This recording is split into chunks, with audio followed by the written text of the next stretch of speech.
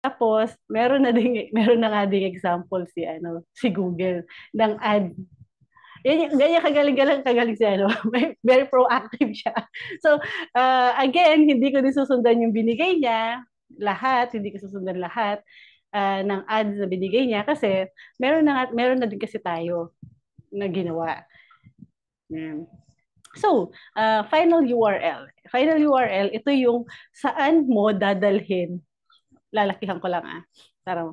So, pag nagkaroon ng interaction with the ads, kinlik nila yung ads, saan sila pupunta? Yun yung final URL. Saan mo sila dadalhin? Okay. So, discuss lang natin tong sa taas na to, before pala sa final URL. Yung ad strength, ito yung, this is from poor to excellent. Poor, average, good, excellent. Tapos, ito yung, paano mo ma-achieve yung excellent? Or paano tataas yung ad strength mo from poor? Kailangan mong isatisfy ang lahat ng ito. So, kailangan mo nang maglagay ng mga headlines, mag-insert ng keywords, kailangan unique yung mga headlines mo, unique yung mga descriptions mo. Tapos, kagandahan, meron din suggestion dito sa Google kung paano. Very, very helpful itong mga suggestion ni Google nito. So, bakit mo kailangan isatisfy yung ad strength? Kasi yung ad strength actually, wala naman siyang impact sa score ng ads mo. So, overall score or quality ng ads mo.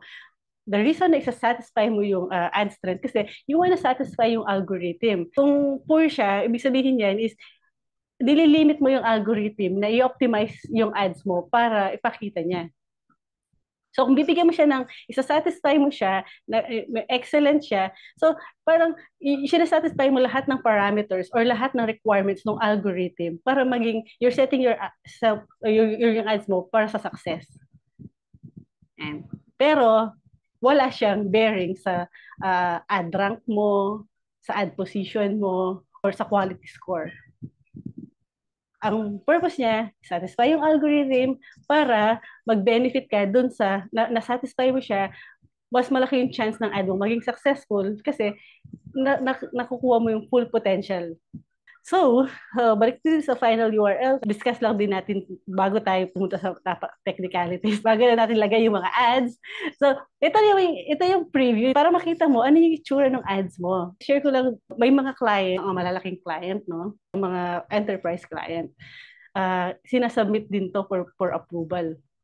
Yung bukod dun sa ad copy, bibigyan mo din sila ng screenshot ng paano ba yung itsura ng ads mo.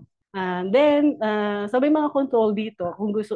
Kung pag marami ka na kasing nalagay na ads dito, magkakaroon ka ng way to preview yung iba't ibang ads. So, kung makikita mo kanina, nag-change siya, naka-play siya. So, pwede mo ding i-pause. Pag mag-take ka ng screenshot, i-pause mo lang siya. Tapos ito yung by default is mobile view. So ito yung itsura niya sa mobile view. Tapos ito yung pag gusto mo makita yung itsura niya sa desktop, ganito siya. Tapos yung highlight ads, pag gusto mo lang na naka-highlight, ito yung ads. Pero pwede ding hindi siya naka-highlight para maganda yung screenshot mo. Okay? So, Question. Yung highlight ad, yun din, kunyari, in-enable yan, ganun din yung itsura niya sa sa browser pag sinerve yung ad, may box, ano? wala. Ano lang to, preview lang. Naka-highlight lang yung ads rather than naka-blend yung color niya. Kita mo, blending Okay. lang Yes, siya yes, yes. for Yes, ano yes. lang siya, for screenshot. Or Okay. wala siyang kinalaman sa display ng ads mo sa actual search result. Okay.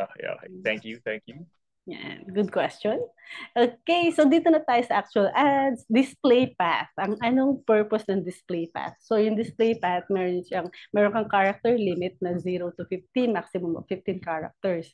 So yung display path, ang best practice dito, dapat keyword siya or yung service mo. So for this one, ang lalagay ko is guitar lesson.